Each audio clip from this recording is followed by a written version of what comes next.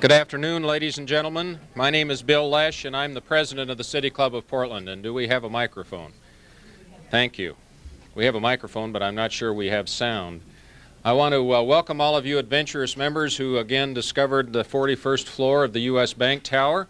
And for those of you that are listening in the radio audience, I can only say that you're missing, despite the cloudy weather, one terrific view. So the next time you see the Bancorp Tower listed as our location, you should come for the view, if nothing else. We don't often sell our meeting place as a view location, but certainly this is one. I'd like to introduce one new member today, Dr. Grant Hughes, who is a retired psychiatrist. Dr. Hughes, welcome to the City Club. Thank you to Robert Rogers for recruiting Dr. Hughes, and I might say for those of you that are thinking of asking a friend for membership, this next year will be a particularly exciting one. The board is looking at inviting and setting up a number of debates this political season, and sometimes those have been set as member-only functions in the past due to the high interest of City Club members. So you may consider inviting a friend to join before we get into the heat of the political season and watch your program for those meetings as they come together. We have three excellent events in the next week. On Wednesday, March 14th, an open forum on community in our schools, which will focus on downtown partnerships and participation with Portland Public Schools. This is sponsored by our Education Standing Committee, and the panel discussion will be at noon on the 26th floor of the U.S. Bancorp Tower. So if you want to see what it's like a little lower down, come to that one on Wednesday. On Thursday, March 15th, we have Dr. Harold Freeman, who is past president of the American Cancer Society. He will discuss the higher incidence of cancer among the poor. This is sponsored by the City Club's Human Services Standing Committee, and the forum will be from 5:15 to 6:30 at Good Samaritan Hospital Administration Education Building Auditorium. Both of these open forums are free and open to both club members and the public, and I would encourage you to attend. The interesting thing about many of the open forum meetings is they're much smaller groups than our regular Friday meetings, and you get a much more intimate interchange between the speaker and yourself. And I think you'll find that attending an open forum is a very enlightening experience and gives you an opportunity to get closer to the speaker that you might not have otherwise. Next Friday at our regular luncheon program, we will focus on ending homelessness. Why jobs and housing are not enough. Gene DeMaster, who is Executive Director of Burnside Projects, will introduce this complex issue, which will be discussed by Marilyn Miller, Executive Director of Portland Impact, and Steve Redman, who is Resource and Development Manager of Portland's Bureau of Community Development. An informational report on the Mayor's 12-point plan for the homeless is just been published, and you should be receiving it in your mail if you haven't already. It is excellent background for our program next Friday. And next Friday we will be back in the Mayfair room of the Benson Hotel. As a preliminary introduction to our subject today, and I might say was going to skip over the question and answer, but I suppose I should cover that too. Our board host today will be Ned Hayes, who has the opportunity to ask the first question. I will remind members that City Club members only may ask questions. If you have a written question, there is a form on your table. Please hold it up so staff can bring it forward. If you don't want an edited question, and I do edit almost all of the written questions so that they fit my viewpoint whenever possible, then we will have a microphone for those of you that will stand up in the center of the room. And one final reminder, questions from City Club members always end in a question mark. Portland has a major project called the Alzheimer's Disease Center of Oregon, a center without walls. Participants in this unusual collaborative effort are Good Samaritan Hospital and Medical Center, Veterans Administration Medical Center, Oregon Health Sciences University, and the Alzheimer's Association of Oregon. The congressional delegation, and in particular Senator Mark Hatfield, have been extremely helpful in supporting this program. We are pleased that many of the people associated with this effort are here today, and I welcome you all to the City Club. The United States has a rapidly aging population and society. I don't think that any of us are unaware of all of the articles about aging baby boomers and the changes in our economy that this aging will bring to us. And in fact, I was just reading the other day that the population over 85 is expected to quadruple by early in the next century. Our speaker today will deal with one of the most frightening aspects of aging, Alzheimer's disease. He is a worldwide lecturer on Alzheimer's and brain aging. Dr. Zaven Khachaturian is a graduate of Yale University. He received his PhD from Case Western Reserve University and spent 2 years at the College of Physicians and Surgeons at Columbia University as a postdoctoral research fellow. During the last 10 years, he has worked in development of Alzheimer's disease research, including the establishment of Alzheimer's disease research centers around the country. Dr. Khachaturian is currently the Associate Director of Neuroscience and Neuropsychology of Aging at the National Institute for Aging and the Director of the Office of Alzheimer's Research. Speaking on aging and Alzheimer's, please help me welcome Dr. Khachaturian.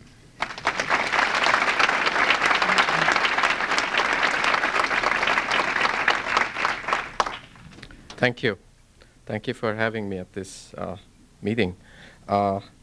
As you know, many people look to Washington for leadership and they come for help there. And as you also probably know, that Washington is distinctly lacking leadership and knowledge base. So as a result, as a protective measure, we develop strategies for coming with creative ways of lying. So that's an art form that has to be cultivated.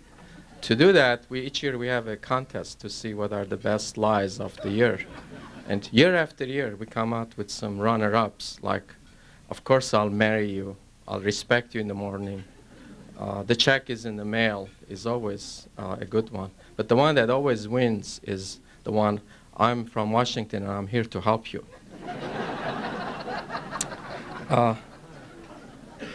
What I'd like to do is give you an overview of the magnitude of the problem and a bird's eye view of some of the things that have been accomplished during the last 10 or so years. And my message is both hopefully an upbeat, optimistic one at the same time, hope to generate some outrage in you because both are legitimate. The magnitude of the problem really starts with the numbers. A recent epidemiological study indicates that 4 million people are afflicted with this disorder, and that's a conservative estimate. Yesterday I was at a studio doing taping for a show. 2 people in the studio indicated that one grandparent, another one father was affected by this disease. In a small sample, just 2 people. Imagine the country being affected. By the year 2040, 50 years from now, the numbers are going to increase to 14 million, precisely for the reasons you mentioned. That is, the United States population is aging. The aging population is driving the numbers. One may quibble with these numbers, but the clear message is that the disorder is age-related. It's not caused by aging, but it's age-related. That is, the 85 and over population, that segment, about 47% are at risk. For those of you who are in your 30s and 40s, your cohorts, or nearly half of your cohorts, are likely to be affected by this disorder. The cost is about $80 billion. A small fraction of that is out-of-pocket expenditure. The rest is indirect costs. It's a very, very expensive proposition, and we don't have the foggiest idea how to deal with it, both institutionally, scientifically, and otherwise. The problem is a complex one. It's not just a medical and scientific problem, but it's a psychosocial problem because caring and the burden of care is a major issue. It's an economic problem, and it's also a political problem. So it has to be on the agenda and the plate of all segments of our community. What I'm going to do for the rest of my talk is focus on the progress and the attempt to find the cause for this disorder. Now, that doesn't mean that we're not trying to develop treatments, diagnosis, take care of the psychosocial issues. The only reason I'm doing that is because that's the only area where we have made any kind of reasonable progress. I was hoping to have some slides, but because of the circumstances, I would not be able to do it. So I'm going to try to describe things for you. If you can create a visual imagery, it would be helpful. The most important scientific question, the mystery about Alzheimer's disease, really deals with few simple questions. That is, why nerve cells in specific parts of the brain don't work well, is the simple question. Another related question is why certain types of cells selectively die in the brain. If you summarize, all the research that's being done are really attempting to answer these two simple questions. Why they don't work, why do they die? Maybe they don't work on their way to that. We don't know that. We don't know the significance of some of the pathological lesions. The disease hallmark is the presence of some abnormal proteins in various parts of the brain. We don't know what these proteins do, how do they get formed, so we're trying to find out the answer to this. If we were to find what causes the disease and how to slow or reverse it, we must really look at the basic questions of why these nerve cells don't work and why do they die. So the cause and the treatment also are very much related. It's also related to the questions of the diagnosis. During the last 12 years, we've made incredible progress. 12 years ago, if you looked at most medical textbooks, there was maybe 1 or 2 lines written on this disease. And there were maybe a handful of people working on this disease. And scientific meetings hardly ever put this topic on their agenda. Now the situation has changed.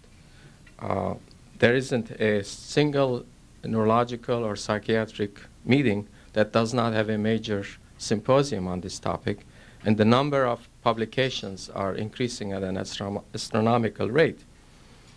We have come from the point of being near ignorance to a point where pieces of the puzzle are beginning to fit together. Now let's look at how that puzzle is fitting together.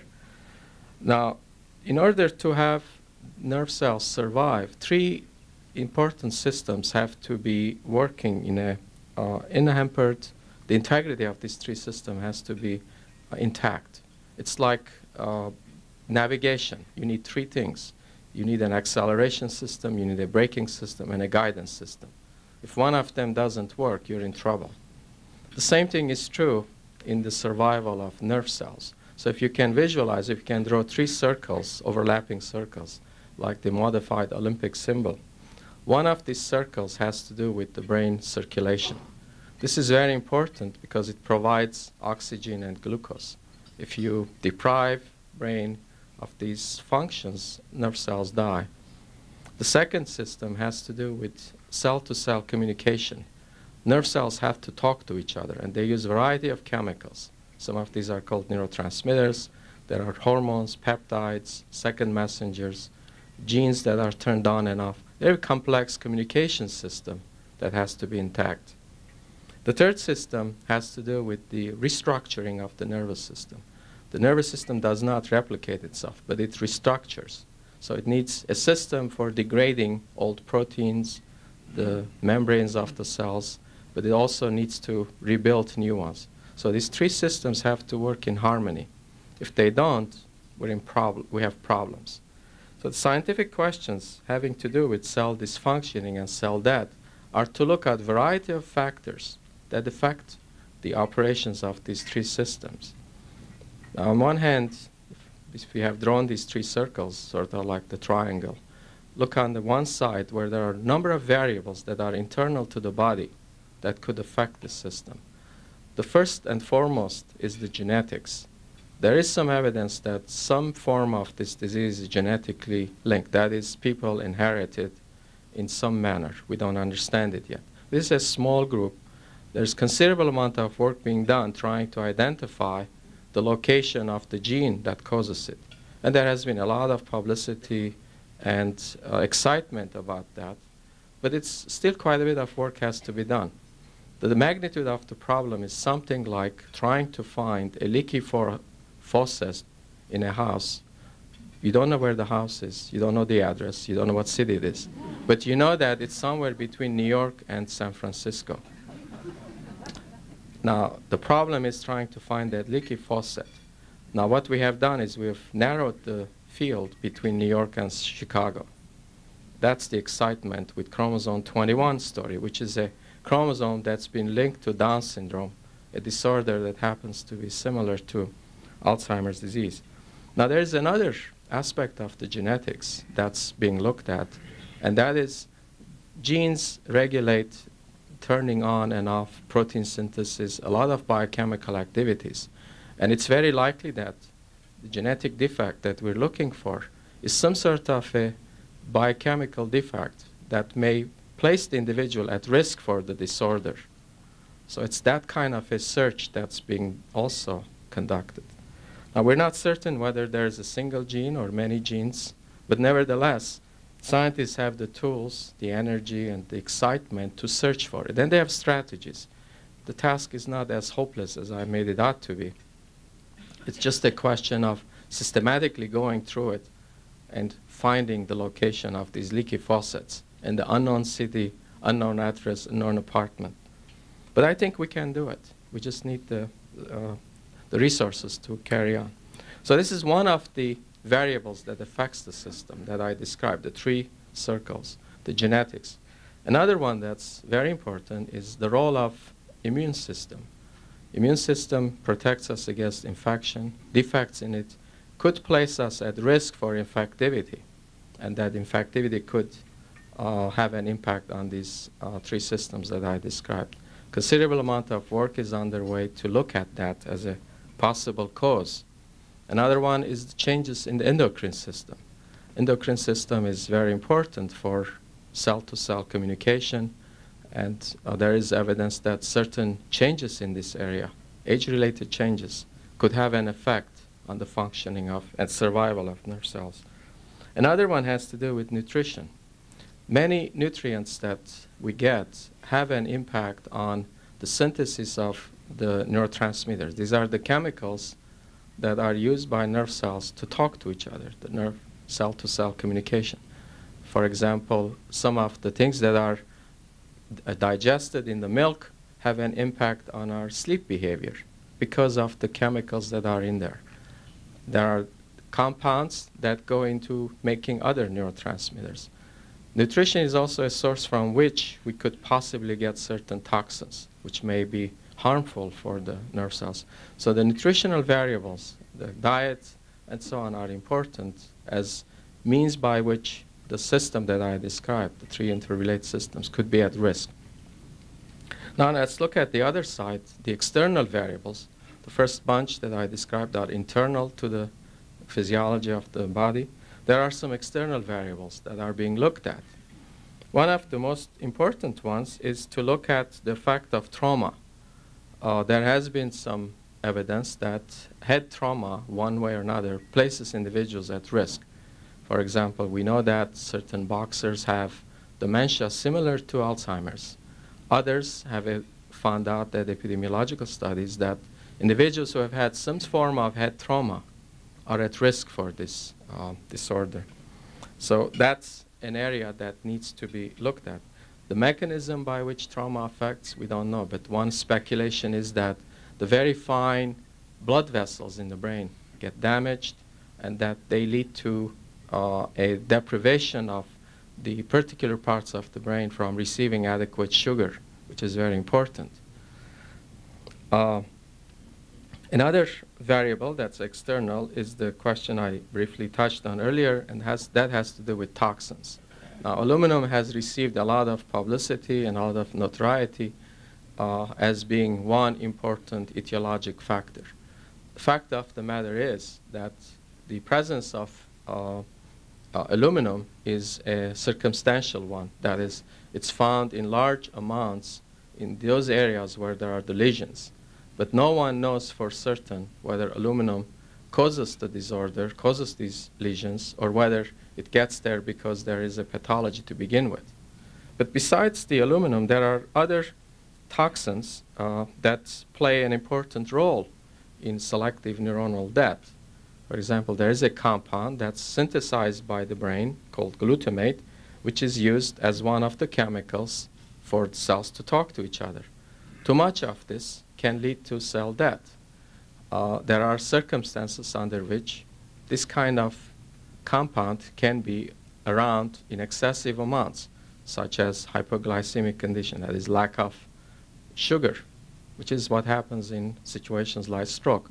It's likely that Alzheimer's is something like a stroke, where instead of having massive abrupt disruption of the system, one could have graded long-term disruption, so that excessive amounts of this compound could lead to selective neuronal death. And incidentally, this place, this university, this town happens to be one of the best places to carry on these studies. You have one of the world's best experts recruited here, Dr. Peter Spencer, who is going to set up some studies to really focus on this problem.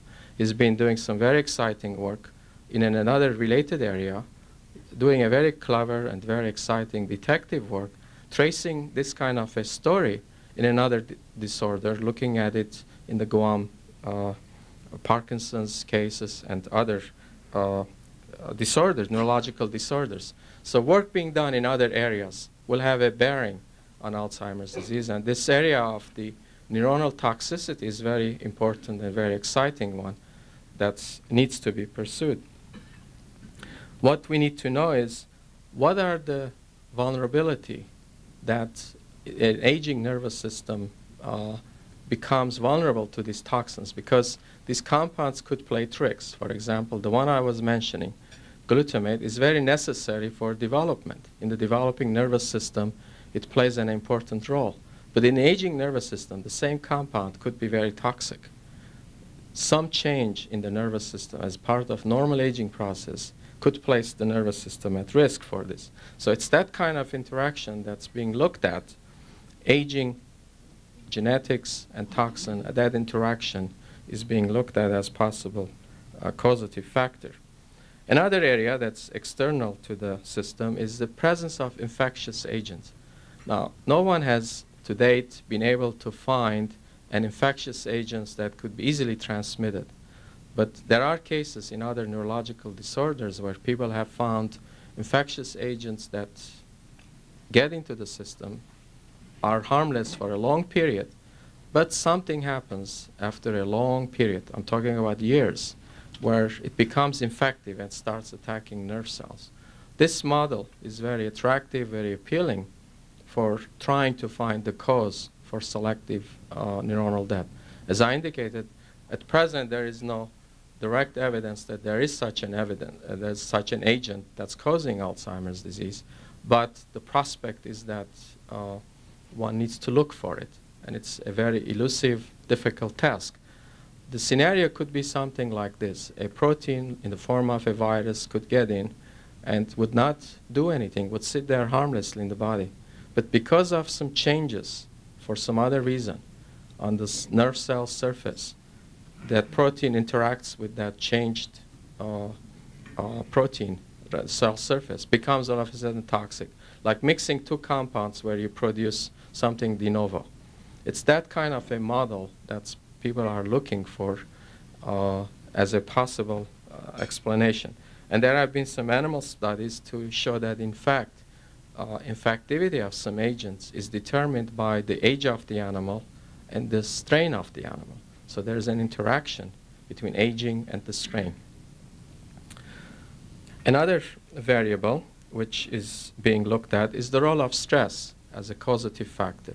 There is some evidence that if you expose animals for a long time to stressful situations, which leads to excessive amounts of certain hormones, the corticosteroids, parts of the brain that are vulnerable in Alzheimer's disease, in these animals become vulnerable for selective death. So the question is, to what extent these hormones and stress indirectly play a role in the selective vulnerability? And this probably occurs through the these stress hormones probably play their devastating effect by disrupting metabolic activity of the nervous system.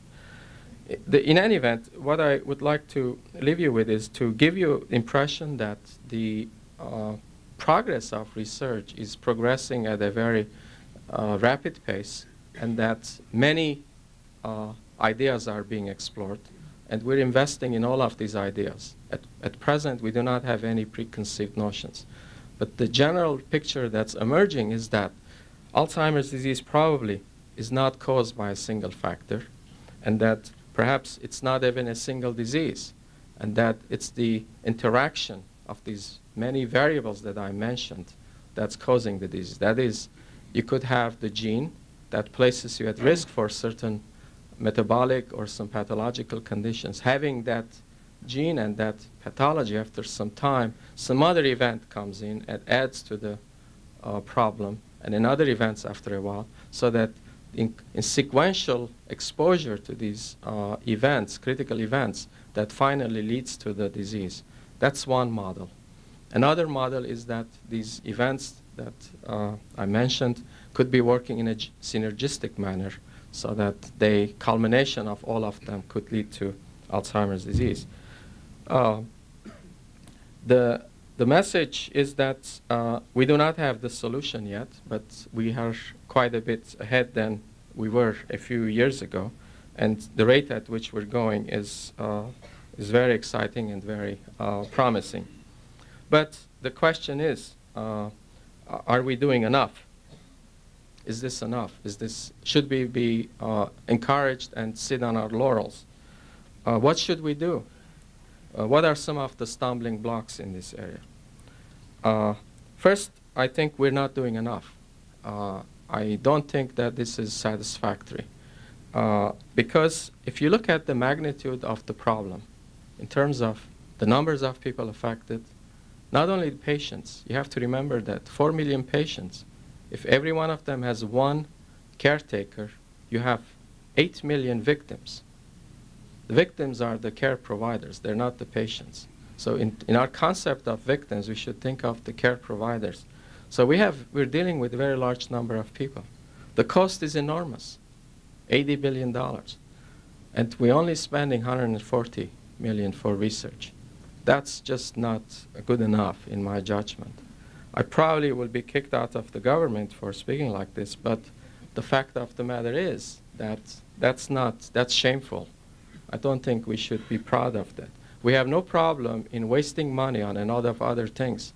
Here we have a significant problem that if we don't solve it, we have to pay it one way or another later on. Imagine how you're going to deal with 14 million people that are demented. Where are you going to house them?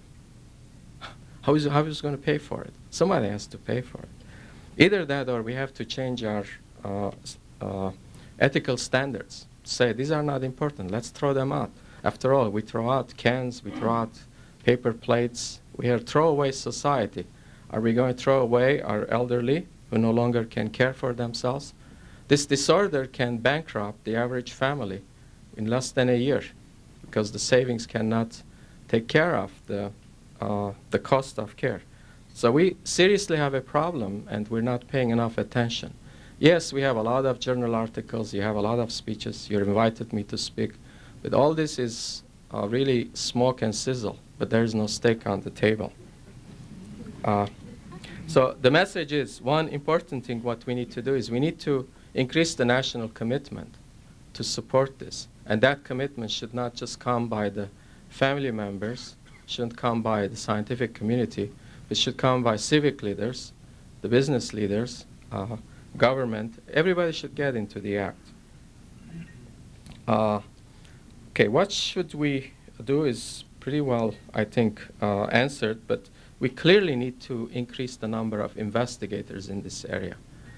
I think this problem can be solved. Scientifically, I think it's within our grasp.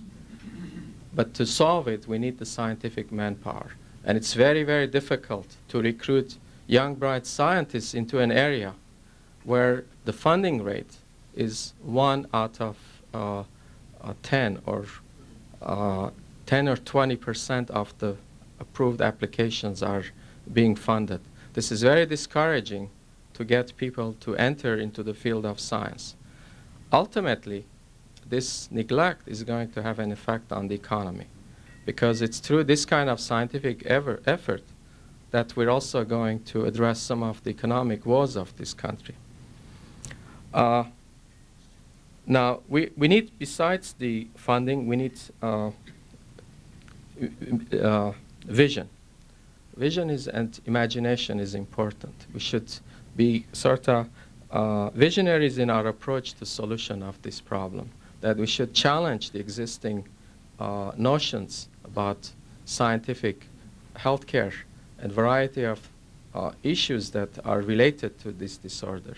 and try different ways of approaching this problem. Now, there are some very specific stumbling blocks that prevent us from doing this, achieving the goals that I've set for ourselves. The limitation of the funds is one. Lack of commitment is another one. Another one is the animal rights issue. It's creating some problems in certain areas where it's difficult to do experiments that are critical for solving some of the scientific problems when rightly legitimate concerns about the animal rights have gone to excesses. I think there needs to be a balance in that arena also. Okay, what are some of the things that local community could do? Because after all, it's a national problem, but some of the solutions could start locally. Well, you're fortunate to have an exceptional leadership in this state, in this city, in this community. Senator Hatfield has been truly a national treasure in terms of his vision and his commitment. He's been one person that has been committed to this area. And I can assure you that he's done everything he could. So I think you're lucky in having such a person in Washington. Besides Senator Hatfield, you have other leaders here who are visionaries and are doing things that are on the road to solving the problem. Dr. Kohler at the university is another person that's thinking in terms of big solutions to the problem. Dr. Zimmerman has, in fact, put together what de facto is a center, and he has some excellent workers that he has managed to attract around him. He's actively recruiting from around the world some of the leaders. So my expectation is that within the next 2 or 3 years, this place is going to be one of the truly centers of excellence. Going beyond the university, there needs to be a partnership forged between various segments of the community, a partnership between not only academia, but the business community, local community, that is the city, the state, and other private entrepreneurs.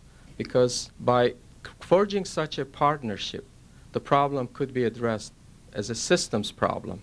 Because as I indicated, scientific solution is only one part of the problem. There are the housing problems, there are the healthcare problems, the social problems, economic reimbursement issues. And that kind of system can only give us a true solution to the problem. And I think this state is an ideal place to develop a model system for doing that.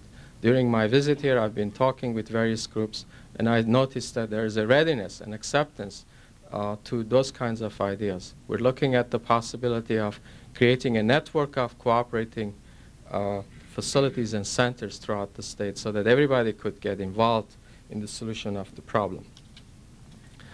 Now, what's being done very briefly in 2 other areas that I need to touch and just tantalize your interest and imagination. In the area of diagnosis, we're making rapid progress. Still, we need to do it through exclusion. That is, you go through a series of tests, you throw out every possibility, then finally what's left, you call it Alzheimer's. This is a very expensive proposition. At the minimum, it costs $1,000 per patient. And often you have to do it several times. Now, if we could come out with a solution where you have a positive marker for the disease, our estimates is that you would save $1 billion a year in healthcare. Now, the person that comes with the solution is going to have one very important discovery. And that kind of possibility is within the realm of a doable thing. In the area of treatment, we do not have any treatments right now. Although we're trying many drugs, most of these are only able to provide temporary relief for some patients for a brief time. But there are many compounds that are en route to being developed. If these are developed, we will have, again, a major market. The Pharmaceutical Manufacturers Association estimates that the market for memory-enhancing compounds is $6 billion. Imagine if Portland was positioned to be involved in developing such a thing, and would it help this community to invest in this area in order to attract the companies that are going to do this thing. Anyway, I want to close by saying that I hope I've given you a bird's eye view of some of the issues and leave you with the message that we're en route to solving this problem, but we need everybody's involvement and commitment to it. Thank you.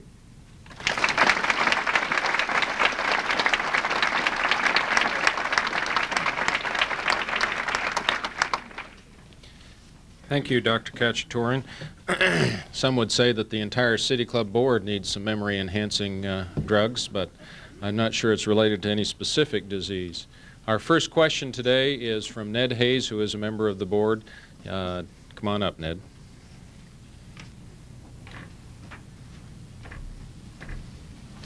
Thank you, Doctor, for a very enlightening topic. My question, I think, probably is more social than medical, but from a layman's standpoint, I wonder if you could describe how distinct the symptoms are for recognition, assuming that loss of memory is not enough by itself. There must be some other symptoms that make it possible for people to isolate this disease. That's a good question. In the early stages, clearly it's not distinct. That's part of the problem. It starts in a very benign way where the individual just forgets one or two things, but then progressively it gets worse. Clearly, memory loss is not just the problem. There are other changes that are going on as well. Personality changes, there are activity changes. As the disease progresses, it becomes more easy to diagnose, but the problem is diagnosing it early. And the difficulty is that it's mimicked by so many other conditions that have similar kinds of symptomatology. And that's where the problem in the diagnosis is. That's why we need to come out with a positive marker, biological marker that would say, this patient has it, that patient does not. Right now we have to rely on exclusion, eliminating things out of the possibilities. We have two microphones in the room. One is here, and I see the other over here. For those of you that would like to stand up and ask the question, please identify yourself when you do so. If you have a written question, please hold it up so that it can be brought forward. I hope we have some people who are not shy today. Let me ask one question before I get to the other written ones that are coming in. I've read that Oregon has a higher than average, or as one of the higher rates of Alzheimer's. Is that accurate information? And also, is there anything we know, if that is in fact the case, about why that might be? I'm not certain whether that's true or not, but there is possibility that it would be correct, because my understanding is that this state has a very high number of older individuals, much higher than any other state in the surrounding region. As I indicated, since one of the driving forces of the numbers has to do the growing number of older individuals, one would expect that as a corollary of that there will be a very large number of Alzheimer's patients.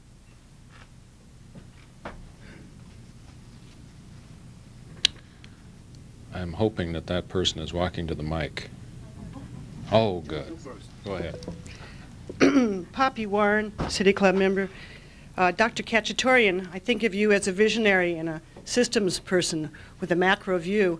Do you have any suggestions for how we can link the basic research, the diagnosis, the medical treatment, and the community social services in a continuum? I think you're already en route to doing that in this community by having the center that you're in the process of building. The model we have used in establishing the 15 centers has been to bring into a university or community the basic scientist, the clinician, the care in one facility so that they work in a synergistic manner. The issue is that we cannot solve this problem by just basic science, and we cannot solve it by providing more and more of the same services we have been providing for other debilitating conditions.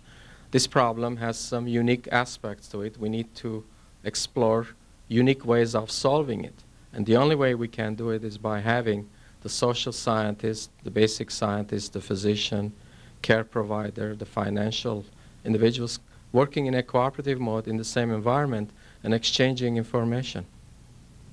Thank you. Dr. Khachaturian, my name is Press, Dr. Edward Press, City Club member. My question has to do with, really, it's an elaboration, I think, of Ned Hayes' question relating to diagnosis. And the point is that so many of us, either ourselves or our relatives, have symptoms of forgetfulness, difficulty in recollecting names, and sometimes you forget where you were going. I mean, it's like the story of the lady, the pastor said, you're 70, you better start thinking of the hereafter. And she says, well, I'm always thinking of the hereafter. When I go upstairs or down in the basement or the pantry, I say, what am I hereafter? And people forget that. My question is this. A lot of people have forgetfulness. It's a normal aging process, including myself sometimes. And you mentioned, well, personality changes in addition to forgetfulness. But normal aging has you lose certain neurons, and there's forgetfulness in normal aging, loss of memory of names and things. How can the average person, and it's important for prognosis, as you know, to tell whether this is ordinarily normal aging or beginning Alzheimer's, because you need to make a lot of arrangements. Can you give us some simple guidelines as to how to tell the difference between your father or your mother or your uncle's normal aging forgetfulness and the actual beginning symptoms of Alzheimer? Can you give us 4 or 5 pointers on that? Remember my opening remark, I'm from Washington and we're trained to speak with both sides of our mouth. The answer is no. I do not have an easy solution to the problem you pose, other than the fact that in the case of the benign senescence or benign forgetfulness, the problem is not of a nature that typically affects the activities of the individual in terms of coping with their activities of daily living and environmental things, that they're still able to function. Sometimes I forget where I parked the car, you know. That's all right. As long as you remember that you drove that day, that's okay. If you don't, that's the critical test. If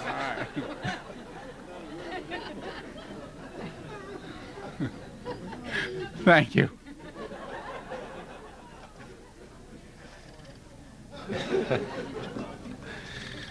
On a personal level, if our grandparents or other relative have the disease or have had the disease, should you assume that your own personal risk is greater? You mentioned inheritance. What percentage of people does research feel inherit this disease?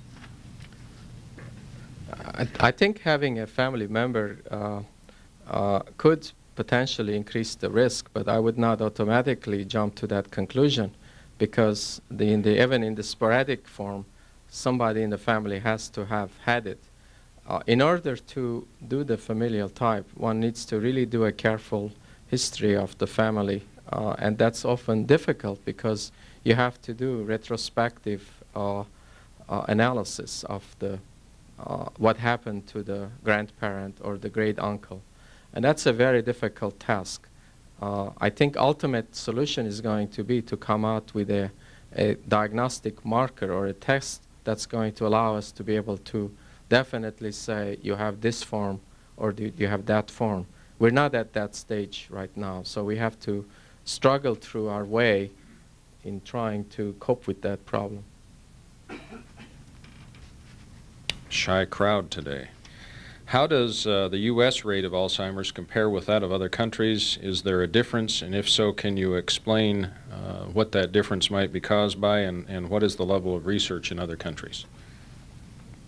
There have been a number of epidemiological studies, and they indicate generally that the rates are essentially the same in different countries. Although there are some anecdotal reports various times that appear. One is that the rates are very low in Nigeria. India has been reported to have very low rates. Certain communities in the continental United States have reported to have very low rates. Some of the native Indians, some Hispanic communities. What we need to do is systematically pursue those leads. For example, In the case of Nigeria, it's very likely that the cases are never reported to the healthcare facilities because of the cultural differences, where in that culture there's nothing bad about grandfather or grandmother losing memory, and the family will take care of it. They would not view it as a health problem, and therefore it never enters the statistics. We're cooperating with Nigeria in pursuing that issue. We're also doing the same thing in pursuing those leads in the communities, as indicated earlier, the American Indian communities. These would provide us the clues, no matter how it comes out. If it's true, then we have a very, very exciting clue that there might be some genetic basis where certain groups are protected. If not, we'll find out that maybe there are cultural differences that somehow can accommodate. Again, we'll learn something, because if these cultures have solved the problem of taking care of these patients, we maybe could learn from them. Therefore, we're pursuing these things, but at present, there is no solid evidence that there are any regional differences in the world. My name is Polly Lynn, and I have two questions. One is, I've heard that there's some work being done experimenting with injecting fetal cells, fetal brain cells, and I'd like you to expand on that. And also I'm interested in hearing a little more about what you have to say about the animal rights issue. Okay. The fetal cell approach has been tried as a strategy to replace the missing chemicals. In animal studies, those have been successful in reversing some of the chemical deficits that's been found. Another approach that's being used using that general approach is to transform certain cells by genetic engineering. For example, in one study, they have inserted the gene for nerve growth factor into skin cells and have implanted those cells to correct the problem. These are approaches that are being tried on animal studies. They are nowhere near to being tried in humans because of clear ethical issues. As you know, there is a prohibition in the country now to do fetal research totally. But I don't think that's a major handicap, because as we learn more about gene regulation and other techniques, I think we'll bypass the ethical issues. We no longer need to use fetal transplants. Concerning the animal rights issue, I think it's a major problem for biomedical research, because there are two sides clearly. There's clearly the concern about humane use of animals. It's a legitimate concern. But if that concern becomes so zealous, fanatics get into and drive the system to the point where there's no longer possible to do animal research, it's going to harm this field. And there have been cases where investigators have been attacked, laboratories have been destroyed, where it's gotten to be very unpleasant and unreasonable. It's that aspect that I think is not, should not be condoned. Susan Stone, member of the club and also involved with the Alzheimer's Disease Center. We do know in Oregon we have the highest rate of Alzheimer's of any state on the West Coast. Who's taking care of those folks now, and who's going to be taking care of them in the future? Well, it's a tough question. I think that probably the victims are taking care of them the best as they can. They're the family members. But they can only bear so much. And we hear thousands and thousands of horror stories by many family members. I think that what we need to do is we need to rewrite the social contract, re-examine our obligations as a society to our elderly, not only for Alzheimer's, but elderly generally, who are going to be needing assistance. We have to come out with a creative solution, and that's really my point, that this should not be a solution that's approached by just the family members, but it's a national problem. I think we all need to get into the act. Judy Taylor, City Club member. For the benefit of people who may be listening and for people who aren't here or who are here today and maybe have not been intimately involved with this problem, I have. My mom had Alzheimer's disease. there have been allusions to the loss of memory, and it's a lot more than that by the time the process is over. Could you kind of enlighten folks about that aspect of the problem? Well, it's a progressive change in cognitive functioning. You're correct that memory is only one aspect. It's much more than that. Besides the memory, there's agitation, there is personality change, there's sleep loss. Eventually, there is an ability to be continent. There is motor problems, where towards the end, the patient becomes totally dependent on others for their survival. And the final death is an ugly and unpleasant death.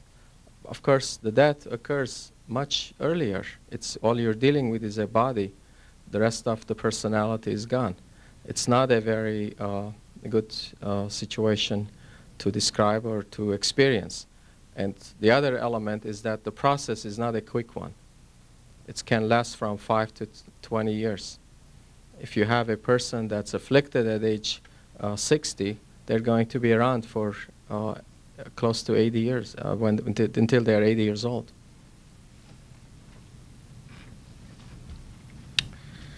Is there any problem with early diagnosis resulting in additional anxiety and stress and maybe even exacerbating the problem? That's probably a true case where when one finds out that they have this disease, that there would be serious problems in depression, and it would perhaps create other family situations. But that's a difficult problem in medicine. I don't know how to deal with it. At what point do you tell the patient they have a serious degenerative disorder I think should be determined by the individual physician and assessing the particular circumstance, and that I think there should be a local decision. I don't think one could come out with a sort of policy and say this should be a guideline. This must come from one of the medical community. Would you be good enough to discuss some of the new diagnostic modalities in Alzheimer's, especially CT modalities? Thank you. Maybe you should explain that first. Okay. We're spending quite a bit of time trying to improve the criteria by which diagnosis should be done. For a long time, that did not exist. We have one now that's widely being used. We're working feverishly trying to standardize the neuropsychological assessment batteries. These are tests that are given to evaluate memory, reading, comprehension, a variety of skills that are affected in the disorder. Then there are the imaging studies that are being done. CT is one where one could visualize changes in the brain size, the ventricles, these being quantitative now, so they have more precision. There are other imaging methods that are being used, such as PET scanning, which is a device that allows physicians to measure the amount of sugar that's being used by the brain. As I indicated, sugar is a very important nutrient for the brain. It can't use anything else. And in Alzheimer's, it's been shown to be defective in certain parts. That's in experimental stage. One that's probably most promising in terms of imaging is spectral NMR. This is a device that allows physicians in one mode to visualize the brain and be able to detect growths or changes in the structure. But in another mode, the spectral mode, physicians can analyze the constituents that make up the membranes of the Alzheimer's or the brain. They put a coil. It's a non-invasive device. It's very promising, but it's in experimental stages. The diagnostic procedures are being improved. In one study at St. Louis, they were able to carry on diagnosis with 100% accuracy by autopsy confirmation. But this thing requires enormous amount of work. It's very expensive, and it's not widely practiced in all facilities. But it's improving, and we're getting there. We're investing quite a bit of money trying to find out proteins that could be accessible through the spinal fluid or through blood, looking for abnormalities in other sites like lymphocytes or skin cells. These are all being developed, and within the next 5 or 6 years, we should have a much better diagnostic battery. Time for one last question. How much more money do you need than you're getting now, and what reaction have you had from Mr. Darman? This is clearly a budget busting and clearly would get me fired, but I'll go ahead and answer anyway. The current amount is about 140 million nationally. We need about 500 million, which is a few feet shorter on a large aircraft carrier. If we teach our pilots to land on shorter aircraft carrier, we could use that money to do this.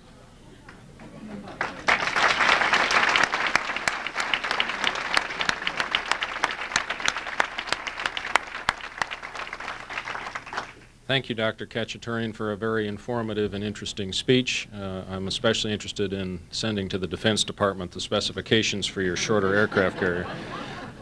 Next week, please join us at the Benson Hotel for a program on ending homelessness, why jobs and housing are not enough. We are adjourned.